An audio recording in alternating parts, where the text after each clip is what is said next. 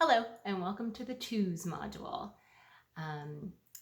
This module is designed to help orient you into the classroom and to address some of the common things that we see in the Choose classes.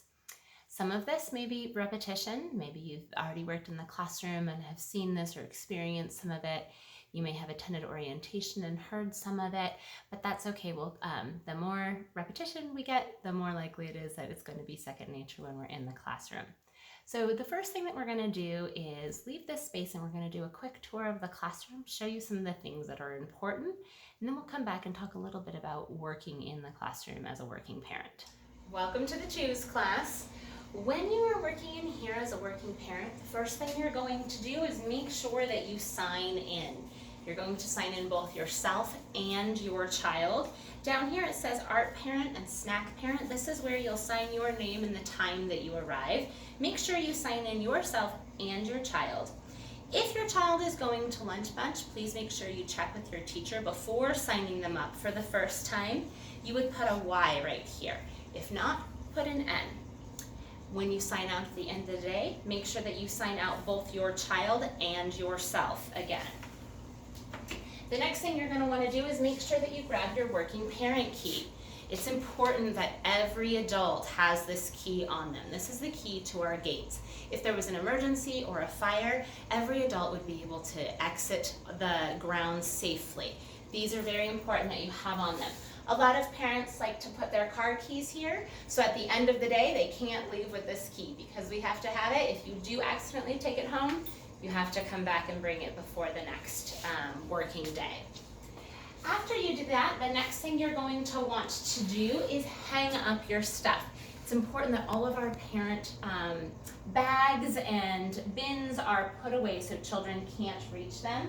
In the Choose class, the spot where you do that is right here. There's a little hanger right on this door. You can hang it on any one of these things. If your bag happens to hang lower and it would be within the reach of a child, make sure you let your teacher know so that way she can provide a safe spot for it. After that, if you are the snack parent, you will want to go ahead and put the snack on the calendar. That's outside of the room. Here is our snack calendar. You're just going to put exactly what you have: string cheese, pretzels, and bananas. Also right here is our list of dietary preferences and allergies.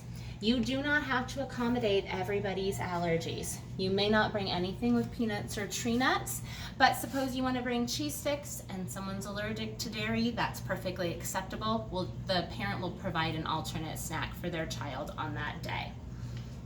Going back into the classroom, when you are working, this is where the cleaning supply bucket is. In here you're going to find bleach, soap and water, extra trash liners, etc. The Choose classroom has 2 bleach water bottles that need to be filled every day. One is right here above the sink, and the other one is inside the bathroom on top of the changing table. It's important that both of these are filled due to licensing requirements. There has to be a dedicated bleach bottle for the changing table. Also, while we're in here, at the end of the day when you're taking out trash, there's an itty bitty tiny trash can in here that's dedicated for diapers. Make sure that that diaper trash can is also getting emptied at the end of every day. We just put in like a shopping bag liner as the trash bag there. In this classroom, our first aid kit is located right here. It's very simple. There's not much in it. There's just Band-Aids and gloves. If a child in your class has an EpiPen, the EpiPen would be stored in here. You are not expected to administer an EpiPen, but if the teacher needed it, she might say, hey, I need you to go grab that, and we need to know where it is. It'll always be inside the first aid kit of your classroom. Finally, when you're working in the classroom, these are where the parent duties are. This is where you should go if you're unsure of what to do. Right here we have our snack parent before school duties and our art parent before school duties. So when you're here from 8:45 to 9, these are the things that you're anticipated to do. Notice that in our classroom this year, we have the first and third Tuesday, certain things get disinfected, and then the second and fourth Tuesday, other things get disinfected. So make sure you're following the right day. And then throughout the day, if you kind of want to know where we're at, there's a brief schedule right here. It'll just kind of let you know what's happening first, second, and third. And then right here is a better description of what happens for the snack parent, because sometimes that feels like that's a really busy time where some of us are outside for music and movement and some of us are inside setting up. So this would give you a guide for snack. After school, here are the cleaning and after school duties, both here on the list. If at any time you have any questions, make sure you talk to your child's teacher about where you should be and what you should be doing. At the end of the day, one of our working parents in the Choose cleans not just the floors in this room, but a little bit of this hallway as well. When you do it, you'll want to make sure you sweep and mop this little hallway to the door.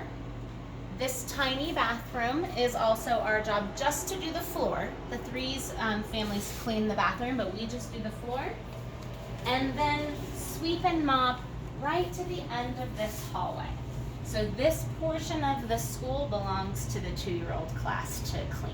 When you are a working parent, or if you come in for weekend cleaning or something like that, you'll always come in through the front door using your key fob. Right here is our calendar board. It's just going to give you a brief update of what's happening this month, coming up next month, stuff like that. Make sure you check it occasionally. You'll also get newsletters or weekly reminders from the office. Make sure you check those to ensure that you're keeping up to date with all things co-op. When we talk about your family mailbox or your family cubby, this is the area that we're talking about.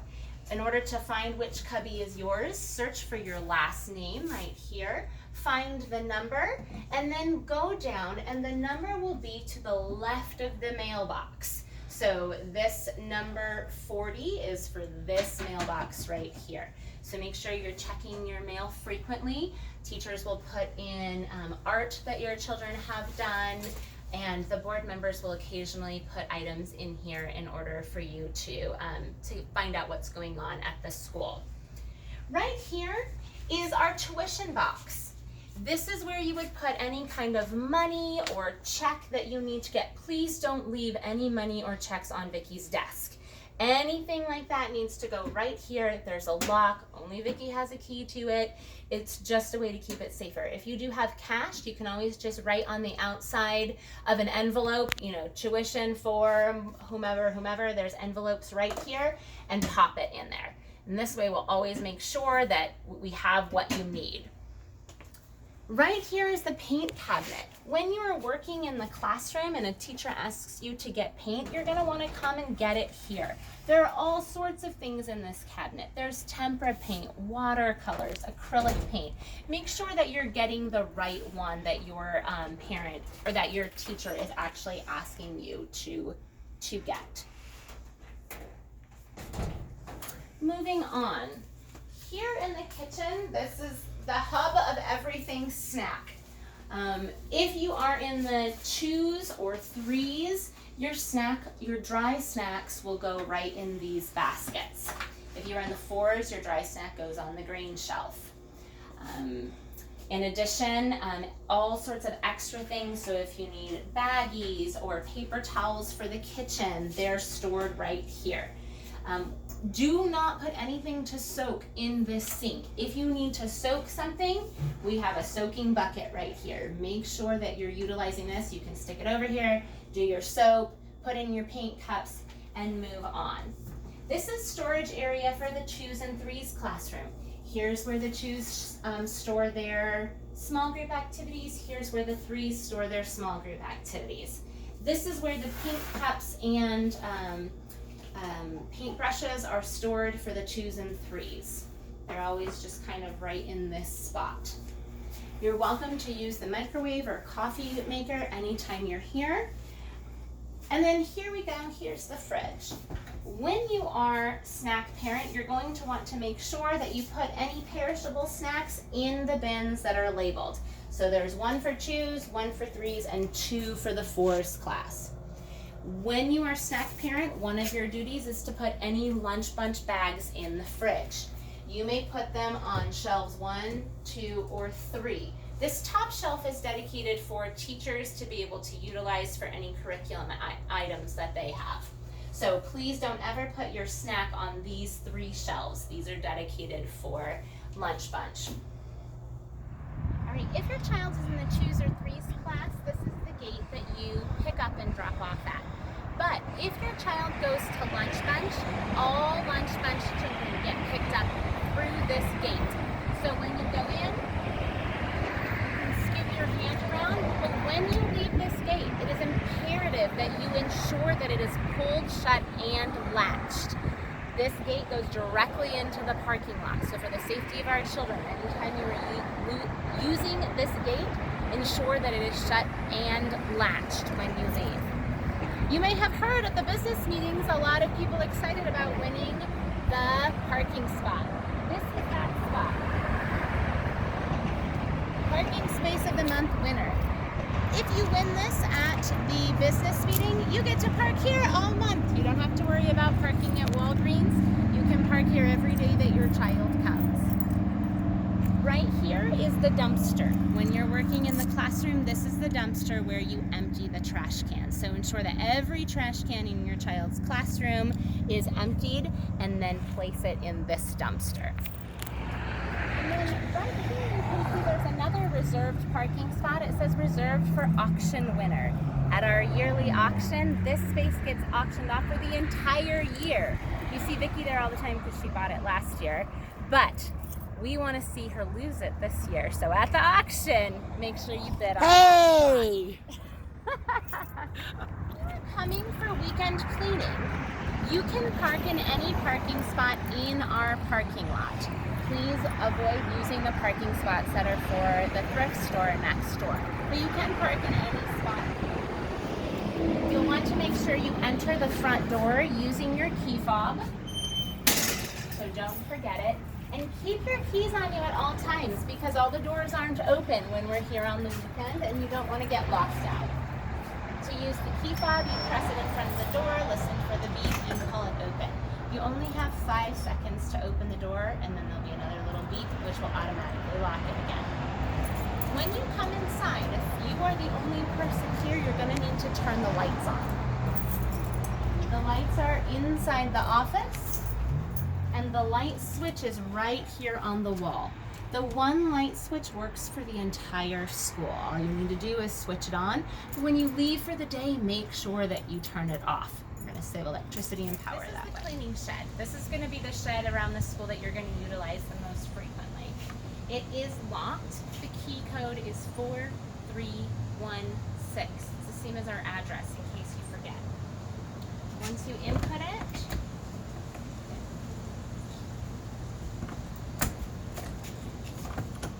in here is everything that you'll need for daily cleaning. So here are the mop sticks. Dirty mop heads go right here. These need to be hung over the way that you see them right now because that will stop the smell from that moldy, dirty smell. So make sure they're hung over, and then if there are dry ones, you can just kind of shove them back in there. Also in here are the bathroom cleaning kits. So each one has Lysol, Comet, a toilet brush spray, and Pledge. You'll want to grab this when you're cleaning at the end of the day. And you'll want to grab a clean mop head.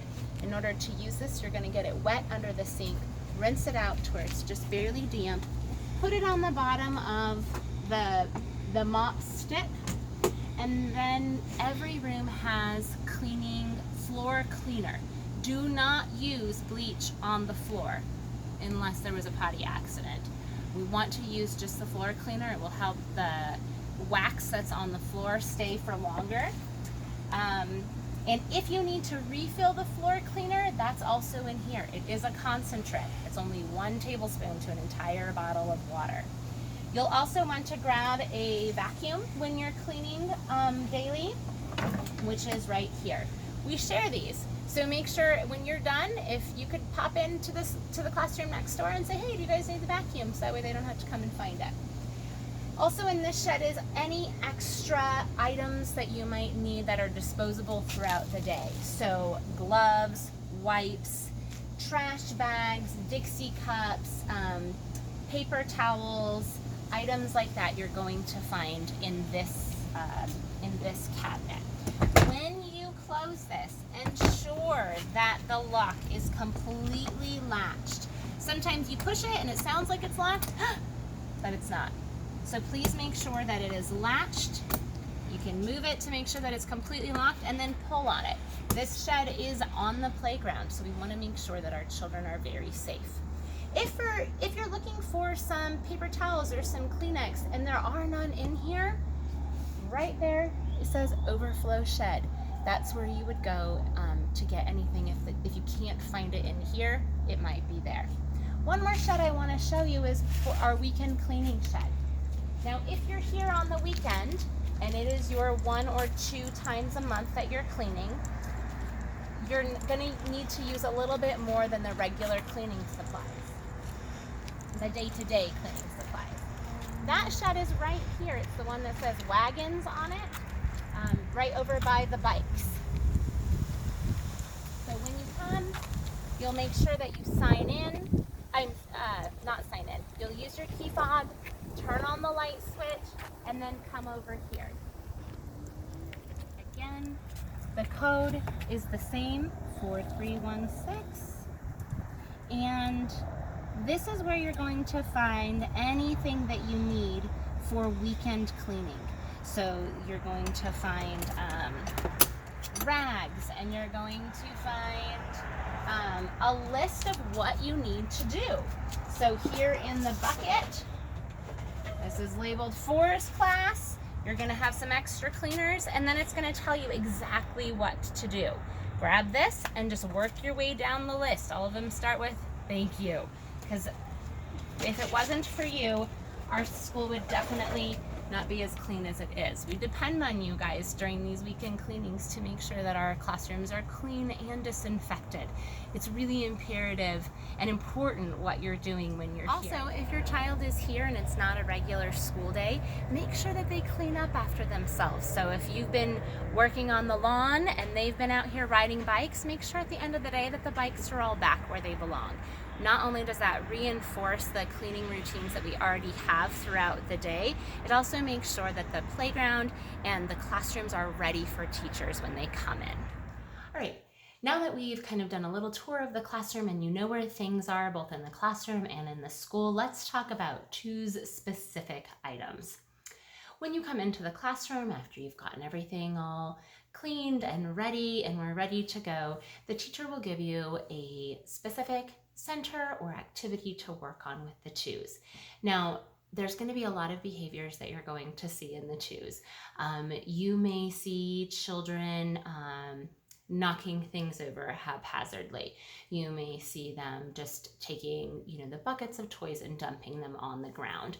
Those are normal behaviors for 2-year-olds. The things that we want to try to do is see if they're doing it purposefully. Are they dumping it out because they're trying to find the one red bear in the pile of bears? If so, we can help them find what they're looking for and then assist them with cleaning it up. Are they just going around the classroom just randomly dumping things, but there's not really any purpose or rhyme or reason to what they're doing?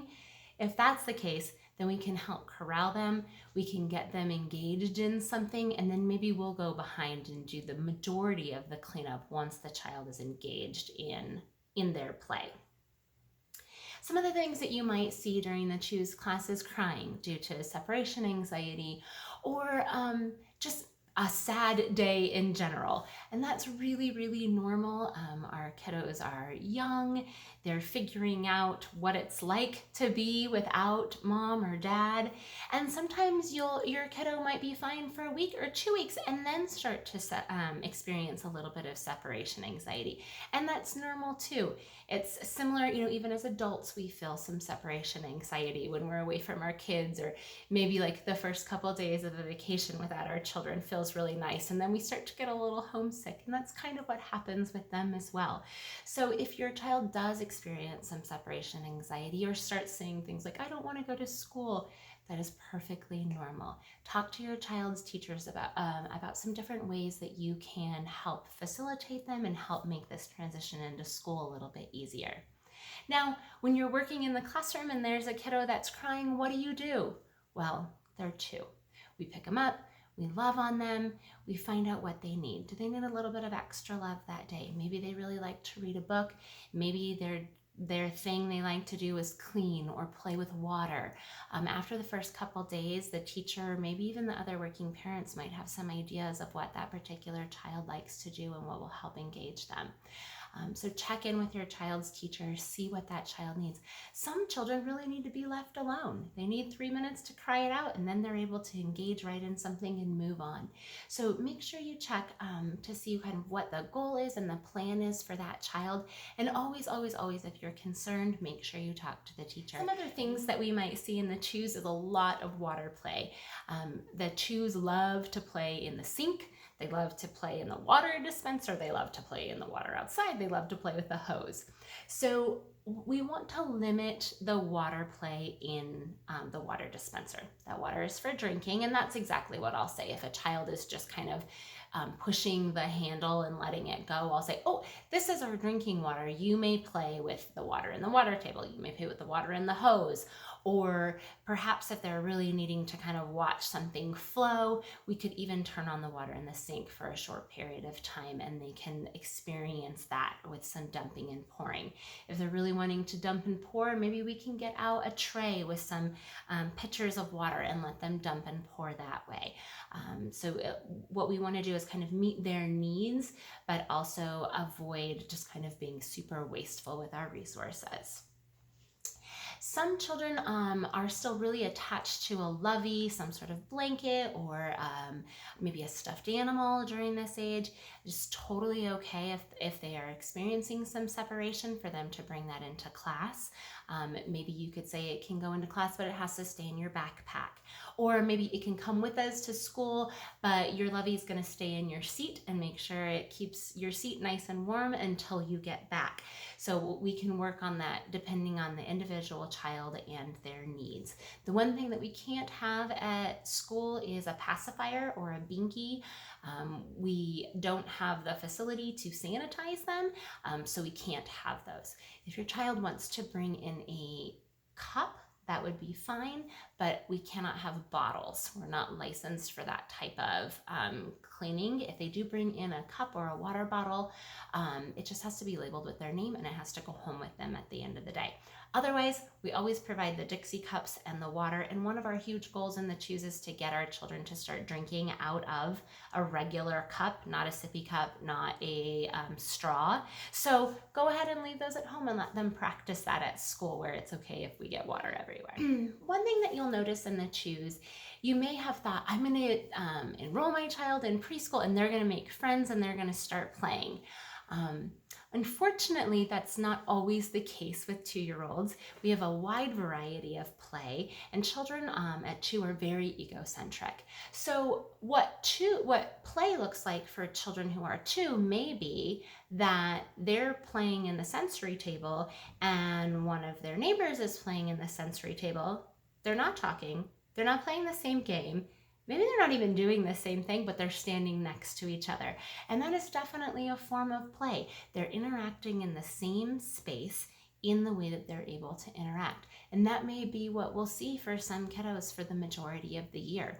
As they start to grow, and we'll touch a little bit more on this later on in the course, is what types of play are there and what that looks like.